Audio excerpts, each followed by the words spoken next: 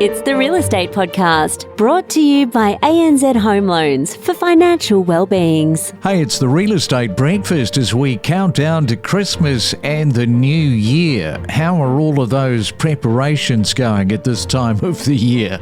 Pretty crazy stuff out there. It's going to be a very hectic weekend coming up. Friday, December the 19th, so good luck to you. Now, if you're a first home buyer, you might be looking at buying into some of these very, very regional areas, extremely isolated some of them are, miles away from anywhere. There are pros and cons to moving into these areas, and we are going to break down one of these areas that we were talking about 12 months ago, and that area was Cloncurry. At the time, we were highlighting the fact that the median house price was $211,000, and that got you a 3-bedroom home. In the last 12 months, the median house price has moved up to $300,000 because in the last 12 months, there has been a surge on the market, 38%. And I remember this. We got emails from people saying, hey, thank you so much for telling us about Cloncurry, and investors bought into the market. So we pick up on this conversation this morning with Margaret Lomas. Very attractive for both investors and for first home buyers. And I'd like to deal with them in two separate conversations, really, to talk about whether we think it's the right thing to do to be able to buy a pretty nice house for $250,000 in a place like Cloncurry. I know you've got some opinions on that. Well, yeah, for $211,000, obviously the deposit on that is very small. It's the pluses and the minuses. You know, you're not going to get the movie theatre probably, Margaret, if you're moving to Cloncurry. There are certain things that you're going to have to sort of pass on. But if you want to get into the real estate market and you're really hurting with rentals, I was quite sort of surprised at the value that, you know, $211,000 gives you. On the face of it, I think most people would think you're getting a wreck of a home, and that's not the case. You're getting actually quite a nice 3-bedroom home to live in. Yes, and definitely well under replacement value with construction costs as high as they are. But let's just talk about where we are in terms of Cloncurry. So we're 19 hours drive, or nearly 20 hours drive from Brisbane. We're an hour and 20 from Mount Isa. Being up around Cloncurry, you could holiday up in Cairns and Townsville because that's a lot closer than Brisbane. Population of around about 3,500 people. So if you are a first home buyer and you can get into a house of your own in Cloncurry at a great price, you probably only need a $20,000 to $25,000 deposit to be able to do that, then you can get into a house that's quite nice and into a small community that a lot of people are quite happy living in, smaller communities like that. But we just have to look at what the downside is for you. First of all, if you move there from far away, you're a long way from family, and you're a long way from being able to get to a place where you can get back to family. So you'd need to drive into Mount Isa to fly anywhere, and Mount Isa has limited places that it flies to. There are other things that you also would be foregoing as a resident of a town like Cloncurry, and that is a lot of the services that aren't provided until a town gets up around the 20,000 population mark. There are many things that you're going to compromise and go without. And if you have a family, you have to have a mind to when your kids are in their teens and what do teens normally do in these small towns, because there's usually nothing for them to do. I think if you're the kind of person who's maybe getting close to retirement or a very early first home buyer who wants to get on to the property ladder, not ready to start a family yet, it could be an option. But let's also remember that as an investment, whether you're investing as your first home to get on the property ladder or you're investing as an investor because you think, I can't really afford to become a property investor, but I can in Cloncurry because it's such a low buying price and I can afford that.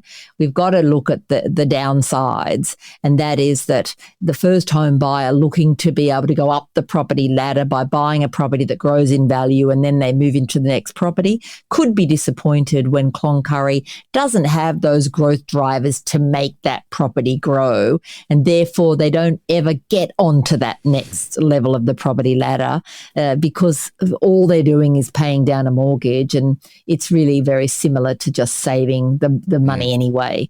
And for a property investor, property investors who invest because they think it's affordable to them often miss the very important things about investing, which is that the property, no matter how good the cash flow is and the rent return, it needs to grow at some time if it's going to do its job in providing an asset and a nest egg for you when you get closer to retirement. Cash flow is one thing, and it's great for a property to get enough rent to cover the costs while that mortgage is being paid down. But unless that property then also grows so that your net worth improves and grows, then it's not really performing its job in your portfolio and not helping you to achieve the goals of a more financially secure end date, whether that's retirement or whether that's a little bit later in your life. Well, I know, Margaret, who probably wouldn't be moving into Cloncurry, and that is the Metro Millennials. Yeah. They probably would say no, and that's the next thing I want to talk about, because we mentioned this not that long ago, that over the past year, 24% of people have moved from cities into some of these regional areas, with the first quarter of this year seeing the fifth highest rate in 6 years. So the Metro Millennials, they're leading this trend, seeking affordable lifestyle changes, and they're going to the Gold Coast, Geelong, Sunshine Coast, etc., but probably not Cloncurry. No, probably not. And I find this an interesting article. I read the same article about these millennials, Metro Millennials. It's a millennial. And the millennials, as we've said, will do anything, won't they? The article, the headline was that they're moving into these regional areas. And it sort of painted the picture in my head before I read into the article of all of these younger people moving out into these lovely, charming little country towns and reinvigorating those country towns and starting a new generation there. But in fact, when I read further, they're talking about Gold Coast, Newcastle, Geelong, and let's face it, none of those things are what we consider to be your traditional regional area. They're not small country towns. They offer a city lifestyle. Have you been to Geelong lately? I mean, Geelong has some wonderful restaurants and some wonderful lifestyle choices, and it's not that far to get back into Melbourne if you need to go. The Gold Coast has some great lifestyle options, some more affordable housing, still not affordable really, but more affordable housing. And if you need to go to Brisbane, it's not that far. The same goes for Newcastle. They've just developed that whole foreshore area there. They've got some fabulous lifestyle stuff going on in Newcastle.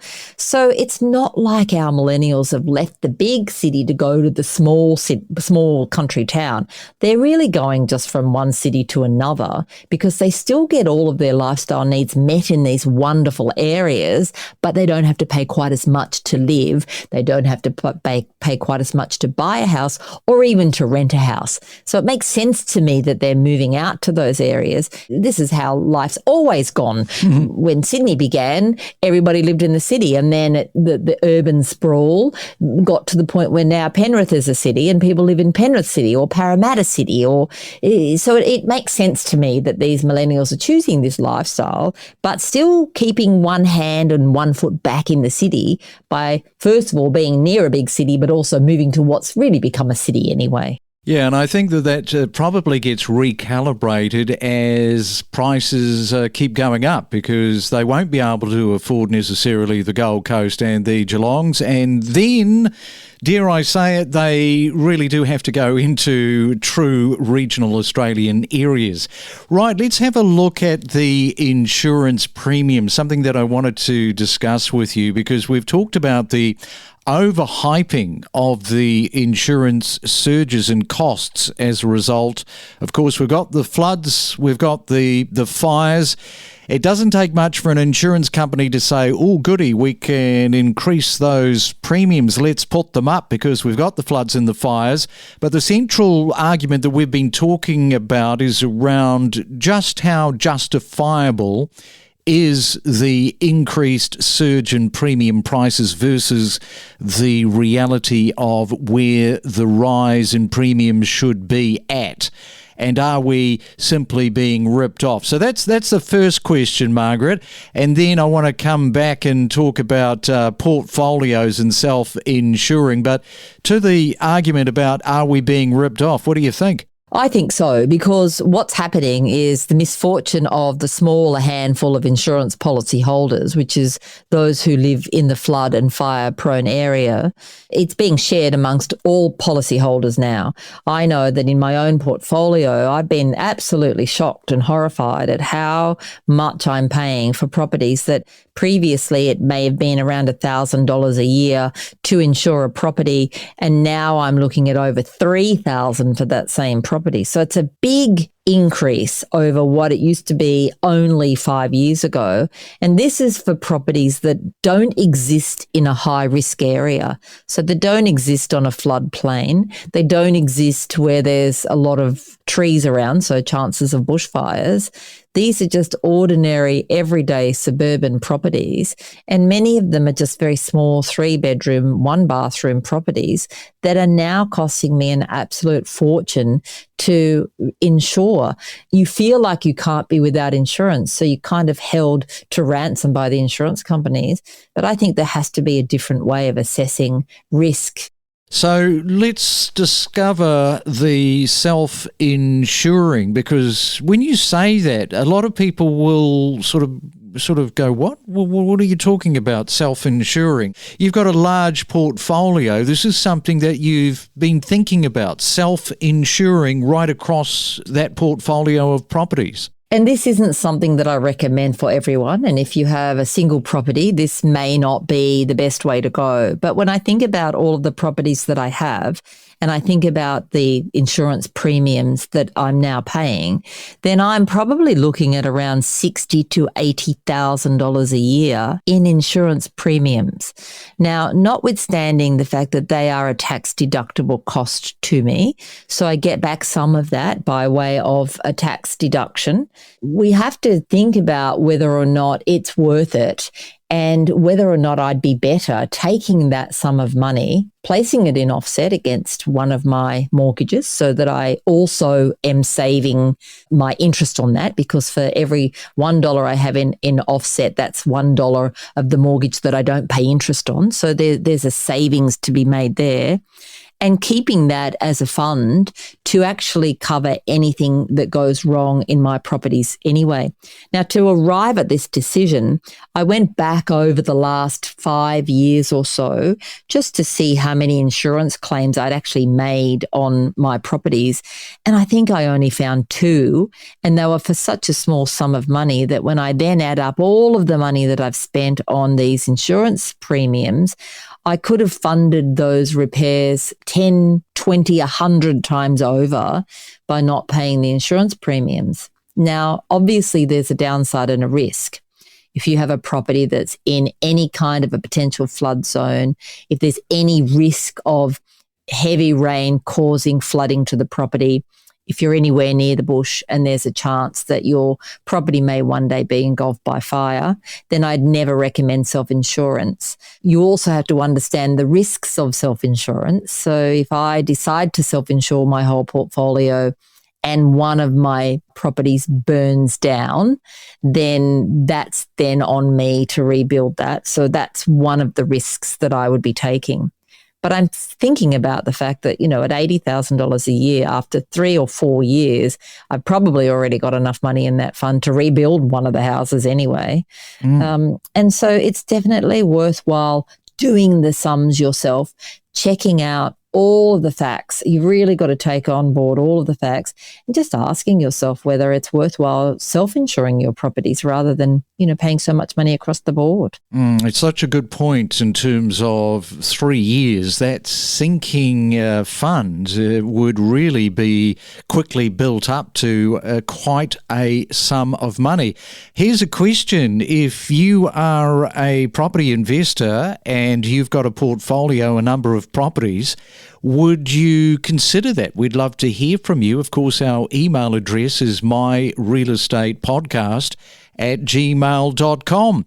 Fantastic stuff there, Margaret. Great to chat with you on this Friday morning. Enjoy the upcoming weekend. Enjoy your long week of birthday celebrations. And thanks again for coming on to the Real Estate Breakfast. It's been my pleasure. We connect you to the best real estate information across Australia. The Real Estate Podcast.